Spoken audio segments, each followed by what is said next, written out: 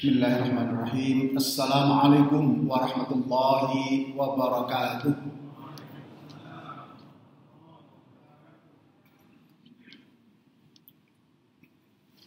Alhamdulillahilladzi hadana li hadza wa ma kunna linahtadiya laula an hadana Allah. Asyhadu an la ilaha illallah wahdahu la syarika lah wa asyhadu anna Muhammadan abduhu wa rasuluhu la nabiyya ba'dahu. Allahumma salli ala Sayyidina Muhammad wa ala ali Sayyidina Muhammad.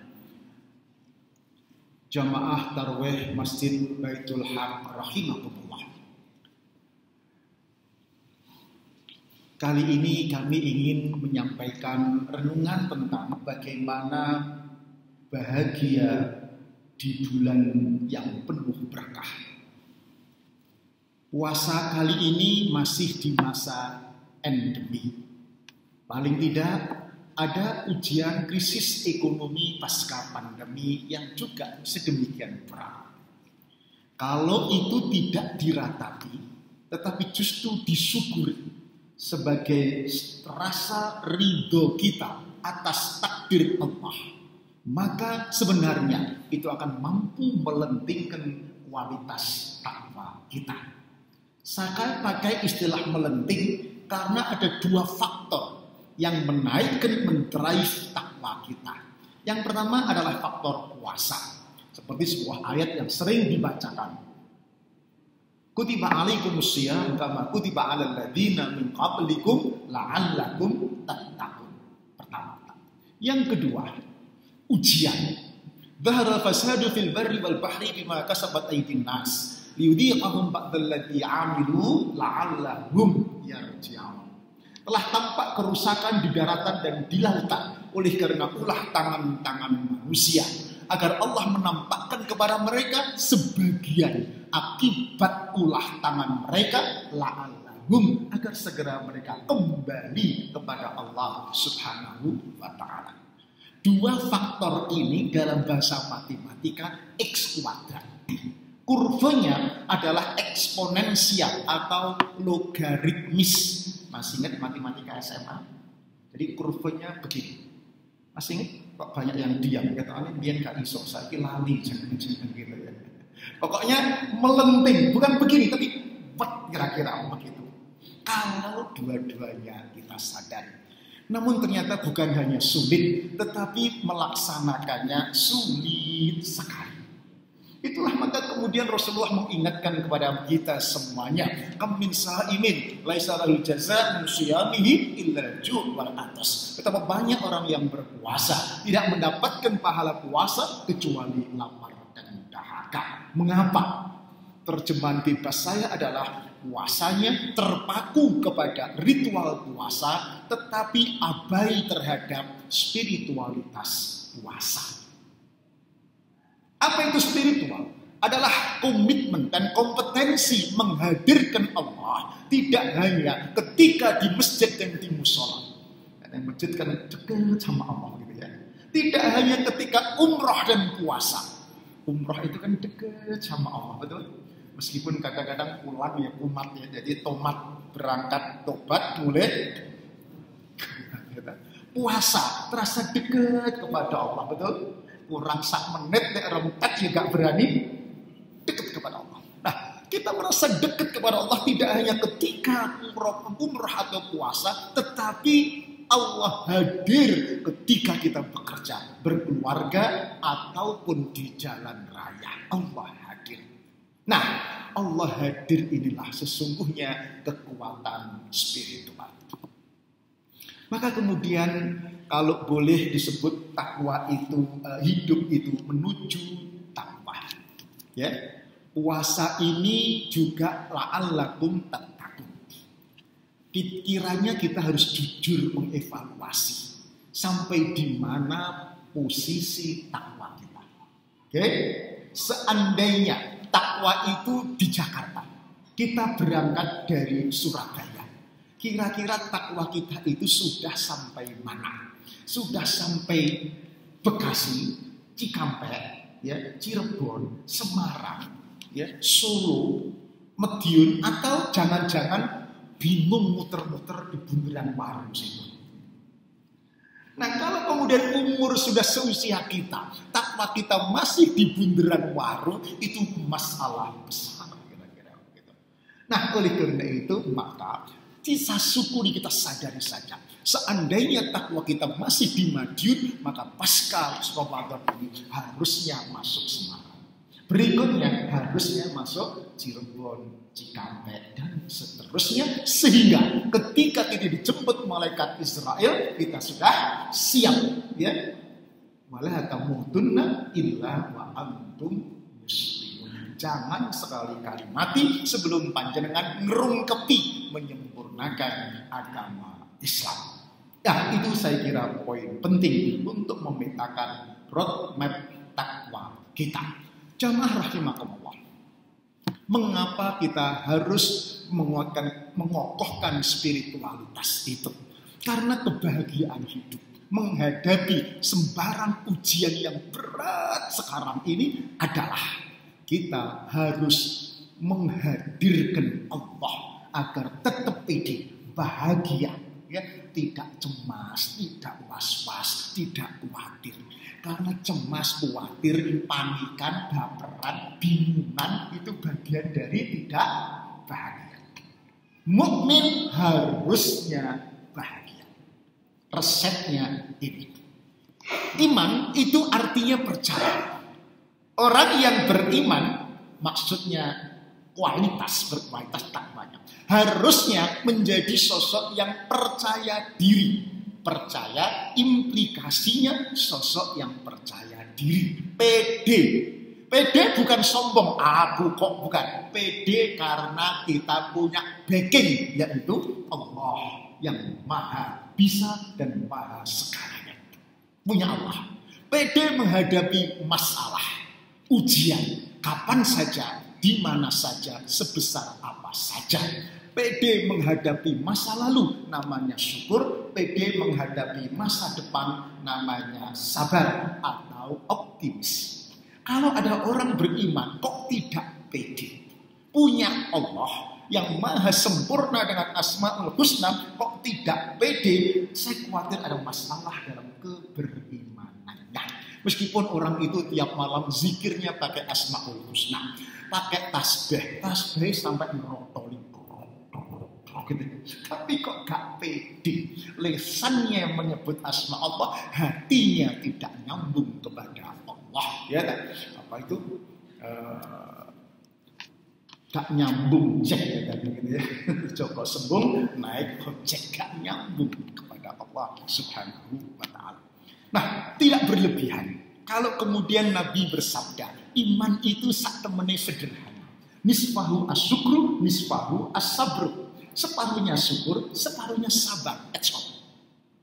Ya. Ada pintu surga namanya pintu syukur, ada pintu surga namanya pintu sabar. Masih ingat cerita keluarga ahli surga yang modalnya syukur dan sabar? Masih ingat? Ya, suaminya orang Ethiopia. Orang Ethiopia itu kulitnya hanya dua, kalau nggak hitam ya hitam pon. Yang putih cuma giginya sama matanya kelop begitu. Tapi dia beruntung istrinya cantik dari Palestina. Saking cantiknya sang suami ngelihatin terus kemanapun istrinya pergi, sampai istrinya salting lalu bertanya, ngapain toh Pak, kok kamu ngelihatin terus begitu? Kata suaminya, apakah aku tidak boleh menjadi suami yang bersyukur? Ingatasi saya sehitam ini kok dapat jodoh secantik kamu. Kata istrinya, alhamdulillah Pak, mudah-mudahan ini menjadi tiket kita berdua masuk surga. Papa masuk surga lewat pintu syukur, sedangkan saya masuk surga lewat pintu sabar. Sabar seperti bojo wireng, welek, tolik, ngamuan. Jadi ibu-ibu kalau kebetulan ada yang bernasib sama dengan ibu Palestina tadi, pesan saya sama, disyukuri, disabari, diopeni, ditelateni, ya, mengkola anak ini. Baik, syukur itu adalah be positive. In the negative situation is not naive, it is truly self-literacy. Tetap positif meskipun keadaannya nyata-nyata negatif. Nyata-nyata negatif itu ya sudah diniati dodolan, ya apa saja. Tempat-tempat strategis kayak Masjid Akbar itu sekarang penjual kaki lima tumpah ruah sampai Gayung Sari Barat, betul? Entah demikian, sing tuku gak teko-teko, sing teko gak tuku-tuku, delok tetapi be positive in the negative situation is not naif. It is truly syukur dan sabar.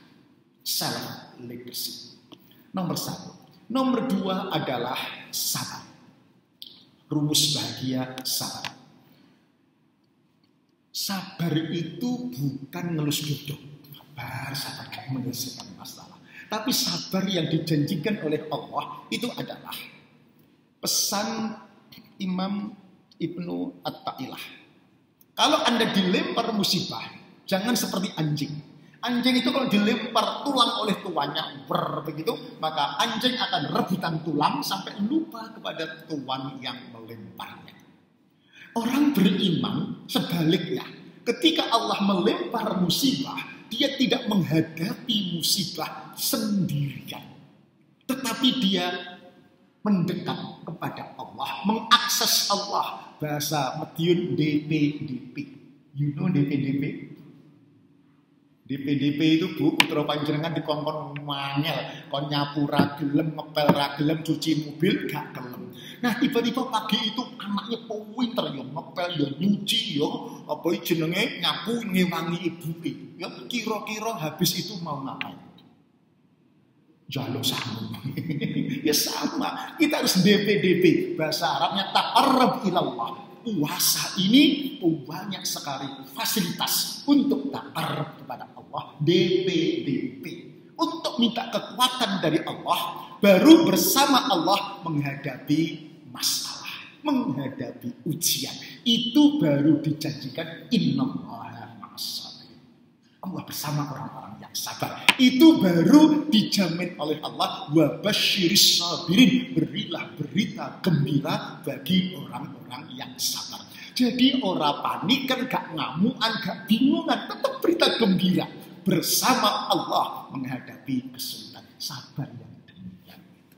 Nah, implikasi berikutnya tentu orang demikian biasanya ya sabar. Gak ngamuan, gak bingungan, gak panik. Ya. Gak ketukaran.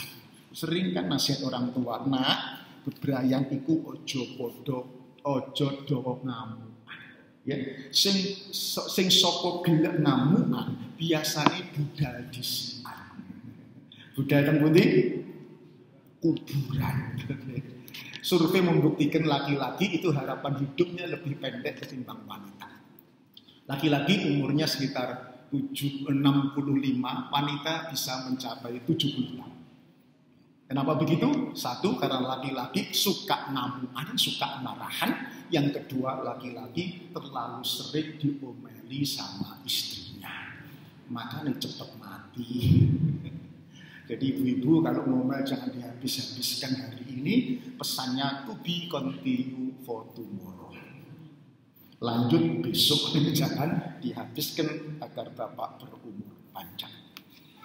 Kematangan spiritual itu kedewasaan, itu memberi, bukan menuntut. Ya, maka orang-orang yang matang spiritual sekali lagi lebih banyak memberi, termasuk memberi empati, bukan menuntut, dan itu bahagia. Satu kisah lagi di zaman Khalifah Umar. Ada seorang suami yang selalu diomelin sama istrinya. Takut KADRT, lalu dia mau curhat ke rumah Khalifah Umar. Sampai di rumah Khalifah mau notok pintu, nggak jadi. Kenapa? Di dalam rumah Khalifah, ya ternyata sama. Khalifah yang gagah berani, setan saja takut, itu ternyata sama. Diomelin sama istrinya. Dan Khalifah Umar diam, tidak membantah, tidak membalas, tidak membentak. Persis seperti bapak-bapak di sini, lalu diomeli sama istrinya. Lalu dia balik kanan. Baru beberapa langkah kemudian Umar keluar. Wahai sahabat, balik-balik. Kenapa kok nggak jadi? Iya, Khalifah tadi mau curhat. Terus kok nggak jadi? Malu Khalifah. Kenapa kok malu? Ya tadi mau curhat istri saya loh Khalifah. Cerewet ya Masya Allah. Tanggal nong cerewet, tanggal kuat. Oh, Ya terus malu kan. Kenapa kok malu? Nah, ternyata Khalifah Umar kok tambah nemen. Gitu. Wahai sahabat, kata Khalifah Umar, berempatilah kepada istri. Berilah empati kepada istrimu. Istrimu itu juga manusia juga. Empati itu if I were you. Jika seandainya kamu jadi wanita, dia capek ngopeni kamu, ngopeni rumahmu, ngopeni anak-anakmu. Ya bangun pagi, saisah mari ngubah-ubah, mari ngopeni bocah-bocah, ngeter sekolah, sore jemput sekolah, mari insyaallah biar mampang turu wis mbok gugah.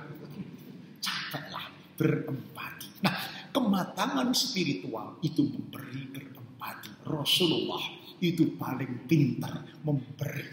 Ya, sampai yang kecil-kecil memuji, menghargai, memberi simpati, memberi empati.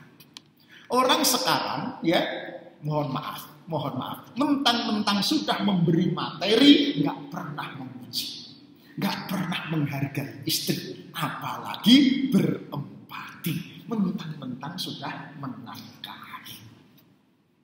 Rasulullah itu kalau mengambil istri kan ya Humairah, betul? Yang kasihan ibu-ibu sekarang, pipinya masih merah-merah sampai kemerah-merahan banget kira-kira begitu. Tapi nggak pernah dipuji sama suaminya. Sian deh. Sampai-sampai ada teman saya, aduh rotok ndablek ya. Itu jelas-jelas istrinya itu minta dipuji. Gak paham. Jadi istrinya ya soto gembrot kira-kira begitulah ya. Pakai mau mantu, pakai baju yang agak beda gitu. Mama, Papa kalau pakai baju ini gimana? Aku tambah tampak langsing enggak? Nah, sang suami iki yo ngomongi jujur banget gitu.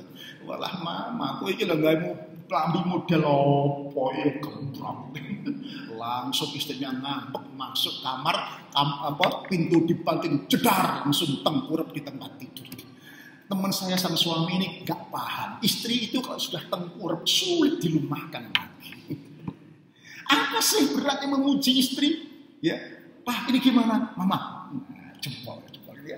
Meskipun batinnya, bodoh. Ya.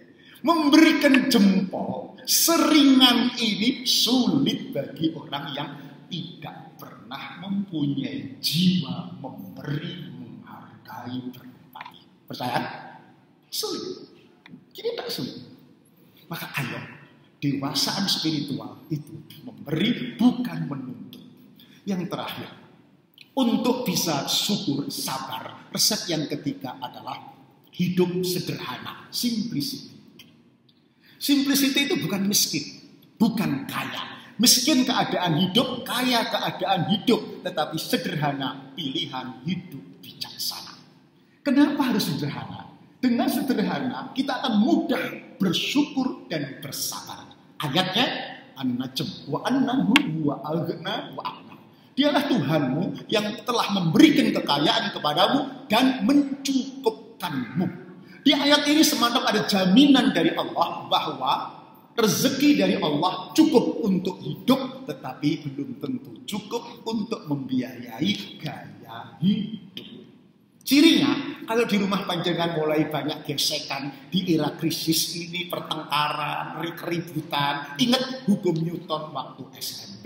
Gesekan berbanding lurus dengan gaya-gaya. Masih ingat? Kalau di rumah banyak pertengkaran, mungkin uripmu kakean gaya.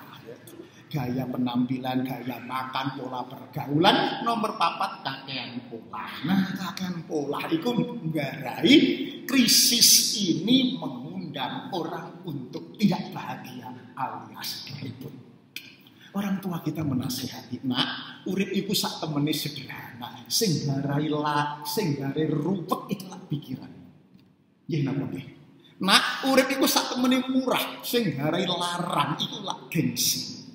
Saya mempraktekkan ibu bapak di rumah kalau tinggal berdua, kalau nggak masak begitu, sore-sore beli pecel, podo mediun kan beli pecel, ya, 7.000 plus tempe siji itu 8.000. Ada usus, ada jeruan nggak berani ngambil karena kolesterol, ada daging ya nggak kepingin mergo selilitan, gitu. Tempe bawa pulang, makan berdua sudah kekenyangan.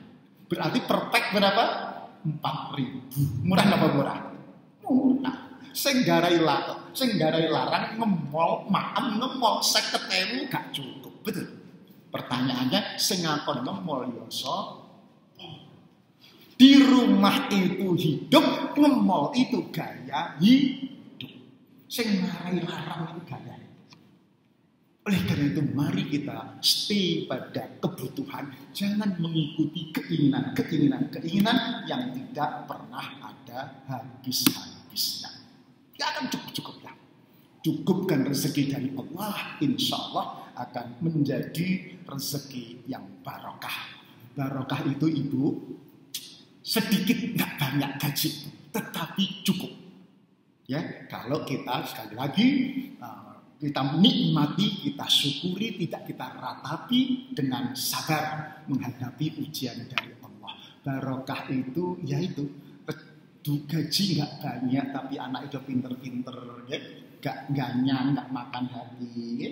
Istri gitu lah kona'ah, nerima. Seperti ibu-ibu di belakang itu dikasih belanja 100.000 sehari, lagi lega nih gak karu-karuan. Tangan suami dicium bolak-balik. Maksudnya ditunggali kok 100 ton.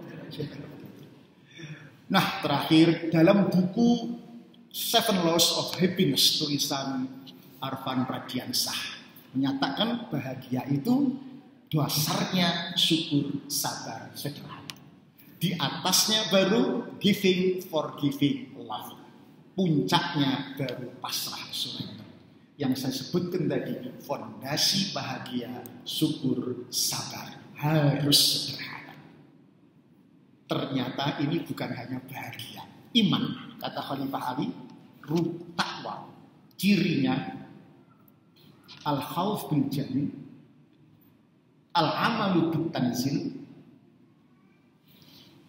ar-ridha bil qalil, al-istiqdadu yaumil akhir. Takut kepada Allah, mengamalkan Al-Quran, perintah Allah, ridho dengan yang sedikit, sederhana. Baru kemudian mempersiapkan untuk panggilan hari akhir menghadap Allah Subhanahu wa Ta'ala. Mudah-mudahan yang sedikit ini bermanfaat. Tetaplah bahagia di bulan penuh rahmah meskipun keadaannya memang masih krisis ekonomi.